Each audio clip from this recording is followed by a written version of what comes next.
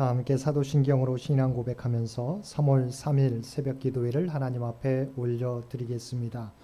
전능하사 천지를 만드신 하나님 아버지를 내가 믿사오며 그 외아들 우리 주 예수 그리스도를 믿사오니 이는 성령으로 잉태하사 동정녀 마리아에게 나시고 본디오 빌라도에게 고난을 받으사 십자가에 못 박혀 죽으시고 장사한 지 사흘 만에 죽은 자 가운데서 다시 살아나시며 하늘에 오르사 전능하신 하나님 우편에 앉아 계시다가 저리로서 산자와 죽은 자를 심판하러 오시리라. 성령을 믿사오며 거룩한 공회와 성도가 서로 교통하는 것과 죄를 사하여 주시는 것과 몸이 다시 사는 것과 영원히 사는 것을 믿사옵나이다. 아멘. 우리 다 함께 찬송 435장, 통합찬송가 492장입니다. 435장, 통합찬송가 492장입니다.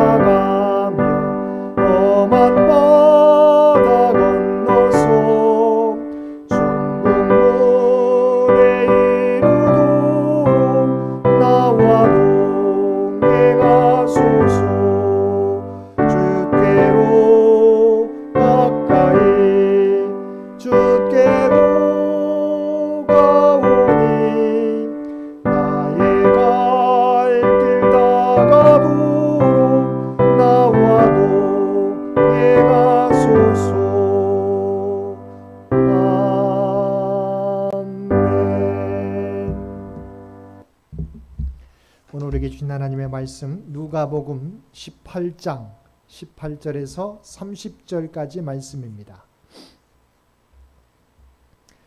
누가복음 18장 18절에서 30절까지 우리 주신 말씀 한 절씩 교독하겠습니다. 어떤 관리가 물어 이르되 선한 선생님이여 내가 무엇을 하여야 영생을 얻으리까? 예수께서 이르시되 내가 어찌하여 나를 선하다 일컫느냐 하나님 한 분 외에는 선한 이가 없느니라. 내가 계명을 안 하니 간음하지 말라 살인하지 말라 도둑질하지 말라 거짓 증언하지 말라 내 부모를 공경하라 하였느니라. 여짜오되 이것은 내가 어려서부터 다 지키었나이다. 예수께서 이 말을 들으시고 이르시되 내게 아직도 한 가지 부족한 것이 있으니 내게 있는 것을 다 팔아 가난한 자들에게 나누어 주라. 그리하면 하늘에서 내게 보화가 있으리라. 그리고 와서 나를 따르라 하시니. 그 사람이 큰 부자이므로 이 말씀을 듣고 심히 근심하더라. 예수께서 그를 보시고 이르시되 재물이 있는 자는 하나님의 나라에 들어가기가 얼마나 어려운지. 낙타가 바늘기로 들어가는 것이 부자가 하나님의 나라에 들어가는 것보다 쉬우니라 하시니. 듣는 자들이 이르되 그런즉 누가 구원을 얻을 수 있나이까? 이르시되 무릇 사람이 할 수 없는 것을 하나님은 하실 수 있느니라. 베드로가 여짜오되 보옵소서 우리가 우리의 것을 다 버리고 주를 따랐나이다.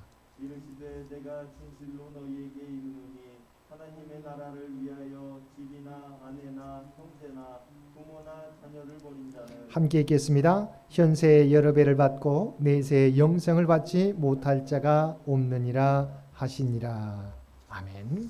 오늘 저 새벽을 깨우고 말씀과 기도로 목요일 하루를 시작하는 우리 모든 성도들 가운데 하나님의 놀라운 은혜가 언제나 함께 하시기를 주님의 이름으로 간절히 축원드립니다. 오늘 본문은 한 부자 관리가 예수님께 찾아와 어떻게 하면 영생을 얻을 수 있는지 물었을 때 예수님께서 대답해 주시는 내용입니다. 어느 날 한 관리가 예수님을 찾아왔습니다. 그는 사회적 경제적으로 많은 것을 소유한 사람이었습니다. 그는 권력과 명예와 부를 모두 가진 사람이었습니다.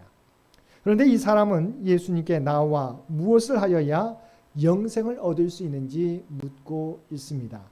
이것이 무엇을 의미합니까? 이는 그가 사회적 성공에도 불구하고 여전히 채워지지 않는 영혼의 공허함을 느끼고 있었음을 보여주는 것입니다. 이것은 이 부자 관리만의 문제가 아니라 이 세상에 살고 있는 모든 사람들의 문제입니다. 한 신뢰로 솔로몬 왕은 통일 이스라엘 왕국의 제3대 왕으로서 온갖 부귀 영화를 다 누렸던 사람입니다. 사회적으로 보면 그는 가장 성공한 사람 중에 한 사람입니다. 그러한 그가 인생 말년에 쓴 전도서를 보면 처음부터 끝까지 인생 허물을 노래하고 있습니다. 그의 심령이 얼마나 공허했으면 이렇게 인생의 허무함을 거듭해서 노래했겠습니까? 그의 사회적 성공에도 불구하고 그의 공허한 마음은 채워지지 않았던 것입니다. 그러면 이러한 우리의 공허한 마음을 채울 수 있는 방법, 해결할 수 있는 방법은 무엇입니까?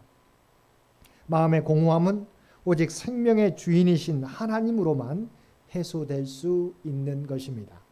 그래서 전도서에서 줄곧 인생의 허물을 노래하던 솔로몬은 끝부분에서 이렇게 공고하고 있습니다. 전도서 12장 1절 말씀입니다. 너는 청년의 때 너의 창조주를 기억하라. 곧 공고한 날이 이르기 전에 나는 아무 낙이 없다고 할 해들이 가깝기 전에. 그리고 이어지는 12장 13절 말씀입니다. 일의 결국을 다 들었으니 하나님을 경외하고 그의 명령들을 지킬지어다. 이것이 모든 사람의 본분이니라. 사랑하는 성도 여러분, 우리 안에 채워지지 않는 영혼의 공허함은 오직 생명의 주인 되신 하나님을 우리의 마음 가운데 모실 때, 하나님과 함께 교제하며 살아갈 때 채울 수 있는 것입니다. 세상의 것으로 채우려고 하는 저희들이 아니라 하나님으로 채우는 저와 여러분 모두가 되시기를 바랍니다. 예수님께서 어떻게 해야 영생을 얻을 수 있는지 묻는 부자 관리에게 율법의 10계명에 대해서 이야기하였습니다. 그러자 이 부자 청년은 자신 있게 내가 어려서부터 다 지켰나이다라고 대답했습니다. 그런데 이런 부자 청년의 모습은 율법 준수에 대해 착각하고 있는 것입니다. 하나님께서 이스라엘 백성들에게 율법을 주신 목적은 그것을 다 지켜 영생 얻는 수단으로 주신 것이 아닙니다. 오히려 율법을 지킬 수 없는 인간의 한계와 죄성을 깨닫게 하시려고 주신 것입니다. 율법 속에는 인간의 외형적인 행동을 규제하는 법만 있는 것이 아닙니다. 예수님께서도 강화된 율법, 즉 겉으로 드러난 것만 지키는 것이 율법을 지키는 것이 아니라 마음에서부터 지키는 것이 참으로 율법을 지키는 것임을 말씀하셨지만 율법 자체에도 인간의 마음까지 규제하는 법이 있습니다. 그것은 10계명의 10번째 계명입니다. 출애굽기 20장 17절 말씀입니다. 내 이웃의 집을 탐내지 말라. 내 이웃의 아내나 그의 남종이나 여종이나 그의 소나 그의 낙이나 무릇 내 이웃의 소유를 탐내지 말라. 여기서 탐내지 말라는 것은 마음으로 죄를 범하는 것을 의미합니다. 그래서 사도 바울은 하나님의 말씀과 율법대로 살려고 했지만 인간의 부패한 본성만 드러나고 도저히 지킬 수가 없음을 깨달았습니다. 그래서 그는 다음과 같이 고백했던 것입니다. 로마서 7장 24절 말씀입니다. 오라 나는 공고한 사람이로다. 이 사망의 몸에서 누가 나를 건져내랴. 그러므로 어려서부터 율법을 다 지켜왔다고 자신만만하게 말하는 이 부자 관리는 자신이 하나님 앞에서 율법을 완전히 지키지 못한 죄인이라는 사실에 무지했던 것입니다. 부패한 아담의 본성을 물려받은 인간은 온전히 율법을 지킬 수 없습니다. 그래서 하나님께서는 율법을 주시면서 속죄 제사법도 주셨고 궁극적으로 영원한 속죄자인 예수 그리스도까지 보내주신 것입니다. 만일 사람이 율법을 지킬 수 있었다면 하나님은 속죄 제사법도 그리고 그리스도도 우리에게 주시지 않으셨을 것입니다. 사랑하는 성도 여러분, 우리 스스로는 온전히 율법을 지킬 수 없습니다. 그래서 주님께서 우리를 위하여 하늘 보좌를 버리시고 이 땅에 오셔서 우리를 위하여 십자가를 지신 것입니다.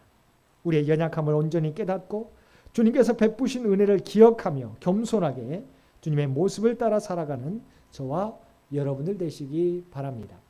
세 번째, 주님께서는 어려서부터 율법을 다 지켰다고 자신만만하게 대답하는 부자 관리에게 한 가지 부족한 것이 있음을 말씀해 주셨습니다. 그것은 내게 있는 것을 다 팔아 가난한 자들에게 나누어 주라. 그리하면 하늘에서 내게 보화가 있으리라. 그리고 와서 나를 따르라. 본문 23절에 보면 이 관리가 큰 부자였다고 성경은 강조하고 있습니다. 당시 유대 사회는 로마의 식민지 상태에서 온갖 수탈을 당하였기 때문에 거의가 가난한 사람들로 구성되어 있었습니다. 한 역사가에 따르면 일반 서민들은 보리떡으로 두 끼를 먹으면 잘 먹는 것이었다고 합니다. 이런 상황 속에서 큰 부자에게 부족한 것은 가난한 사람들을 돌보지 않았다는 것입니다. 주님께서 율법의 핵심은 뭐라고 하셨습니까? 하나님 사랑과 이웃 사랑이라고 말씀하셨는데 이 부자 관리는 가장 큰 계명 중에 하나인 이웃 사랑을 행하지 않았던 것입니다. 그리고 주님께서 영생을 얻기 위해 필요한 말씀을 주시는데도 심히 근심하였다고 성경은 말씀하고 있습니다. 이 부자 관리는 영생에 관한 관심과 열정은 있었지만 영생보다도 재물에 대한 탐심과 집착을 버리지 못함으로 주님을 따르지 못했던 것입니다. 주님은 이 부자 관리의 모습을 보면서 부자가 하나님 나라에 들어가는 것이 낙타가 바늘기로 들어가는 것보다 어렵다고 말씀하셨습니다. 그래서 주님이 말씀하는 부자는 모든 부자들이 아니라 부자 관리처럼 재물에 집착하는 부자들을 가리키는 말씀입니다. 그리고 이 말씀이 의미하는 것은 부자들은 천국에 들어가지 못한다는 것이 아니라 재물의 속성에 계속해서 탐심을 부추기는 힘이 있다는 것입니다. 전도서 5장 10절 말씀입니다. 은을 사랑하는 자는 은으로 만족하지 못하고 풍요를 사랑하는 자는 소득으로 만족하지 아니하나니. 그리고 디모데전서 6장 10절 말씀입니다. 돈을 사랑함이 일만하게 뿌리가 되나니. 이처럼 물질은 우리로 하여금 현재 만족하지 못하게 하고 계속적으로 더 많은 것을 추구하도록 우리를 이끄는 것입니다. 하나님의 백성들은 이러한 물질에 대한 탐심을 이겨내야 할 것입니다. 그리고 우리에게 주신 물질, 달란트, 여러 가지 재능은 하나님의 계획과 뜻을 이루기 위해 우리에게 주신 선물입니다. 우리의 것이 아닙니다. 그러므로 우리에게 주신 달란트, 재능, 물질들을 가지고 하나님의 나라를 위하여 그리고 하나님의 뜻을 이루기 위하여 사용함으로 영생을 얻으며 하나님께로부터 풍성한 은혜를 날마다 누리며 살아가는 우리 모든 성도들 되시기를 주님의 이름으로 간절히 축원드립니다. 함께 기도드리겠습니다. 사랑과 은혜가 충만하신 아버지 하나님, 우리의 영혼은 하나님으로밖에 아버지 하나님 만족을 아버지 하나님 얻을 수 있는 것이 없는 줄 믿습니다. 우리의 영혼을 다른 것으로 세상의 것으로 채우려는 저희들 되지 않게 도와주시고 오직 하나님만으로 채울 수 있는 우리 모두가 되게 하여 주옵소서. 또한 우리에게 주신 모든 달란트, 재능, 아버지 하나님 물질 등은 오직 하나님의 뜻을 이루게 하기 위해서 우리에게 주신 선물인 줄로 믿습니다. 아버지 하나님, 우리에게 주신 재능, 달란트, 물질 등을 오직 개인을 위하여 사용하지 않게 도와주옵소서. 하나님 나라를 위하여 온전히 사용할 수 있는 우리 모두가 되게 하여 주시옵소서. 그리하여 우리에게 주신 선물들을 온전히 사용함으로 우리가 영생을 아버지 하나님 놓치지 않게 도와주시고 이 땅에서도 하나님이 주시는 풍성한 은혜를 누리며 살게 하여 주시옵소서.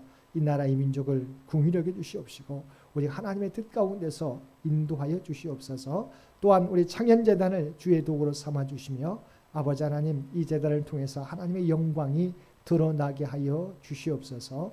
또한 우리 창현 가족들 일일이 기억하여 주시고 아버지 주님을 의지하며 나아가게 될 때 아버지 하나님 주님을 의지하는 자들마다 구하는 자들마다 놀라운 은혜를 덧입게 하여 주시옵소서. 유신의 연약함 가운데 하나님의 도우심을 바라는 많은 주의 백성들이 있습니다. 아버지 하나님 그들에게 놀라운 은총을 더하여 주시옵소서. 치유와 회복의 역사를 더하여 주시옵소서. 또한 물질적으로 경제적으로 어려움 당하는 자들을 위해도 하나님 주께서 친히 그들 가운데 이 위기도 극복할 수 있는 힘과 또한 풍성한 은총을 더하여 주옵소서. 흩어져 있는 가족들 어느 곳에 있든지 주의 눈동자로 지키시고 보호하여 주시기 원합니다. 또한 사랑하는 자녀들의 앞길 가운데 늘 동행하여 주시고 형통한 은혜를 더하여 주시옵소서. 아버지 코로나 시기 우리 사랑하는 자녀들이 이 믿음을 주님께 대한 믿음을 잃어버리지 않도록 주여 도와주시옵시고 주님을 의지하는 자들마다 아버지 하나님 하나님의 놀라운 구원의 은총 또한 형통의 은총을 누리게 하여 주시옵소서. 오늘 또 우리에게 복된 하루를 허락해 주신 것 진심으로 감사드립니다. 주님과 동행하며 살아가는 또한 우리에게 주신 달란트를 가지고 하나님의 뜻을 이루어가는 우리 모두가 되게 하여 주옵소서.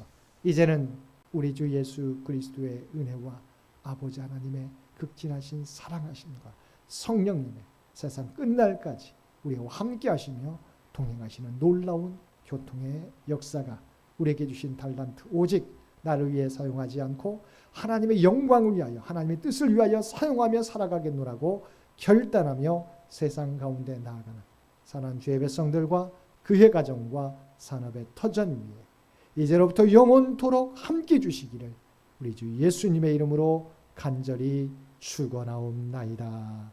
아멘. 여러분 기도하실 때 오늘 주신 말씀을 위해서 이 나라 이 민족을 위해서 창현재단을 위해서 창현의 가족들을 위해서 기도해 주시고 각자의 기도 제목 가지고 하나님 앞에 더욱더 가까이 나아가시기를 바랍니다.